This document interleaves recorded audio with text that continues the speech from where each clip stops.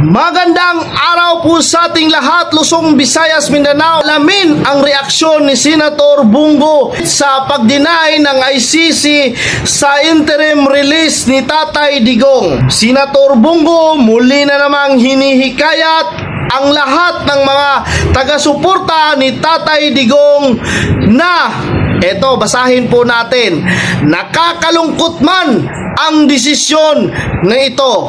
Patuloy tayong maniniwala na ang katotohanan at katarungan ang mananaig sa huli. Kaya hinihikayat ko, ayon niya kay Senator Bongo, ang lahat manatiling kalmado, magpakatatag at umiwas sa anumang pagkakawatak-watak. Let us continue showing support para kay EPRRD in ways that uphold peace and respect. In the end, our faith remains in the law and due process. And in God, patuloy kong ipagdarasal na gabayan tayong lahat at manatili na buong mundo na ang kabuuan ng katotohanan ay tuluyang makalabas si Tatay Digong.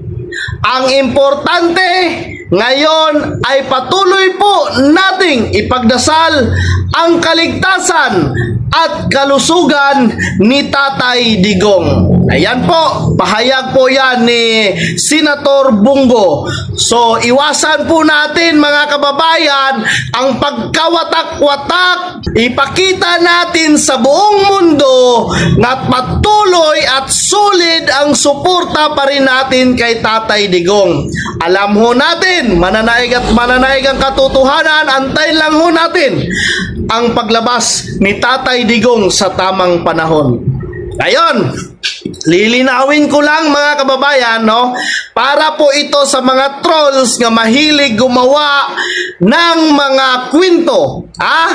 Baka itong panalangin at panawagan ni Senator Bongo kay Tatay Digong, baka ikukunikta na naman nila ito sa mga fake news na pwedeng mangyari doon kay Tatay Digong sa ICC detention. Kasi kung nung nakarang araw mga kababayan ay humihingi ng saklolo na nanawagan si Senator Bongo sa mga sambayan ng Pilipino na ipagdasal si Tatay Digong ang kanyang kalusugan, may balita rin, timing din nga may balita nga lumabas nga fake news nga di umano'y natagpuan si Tatay Digong na walang malay.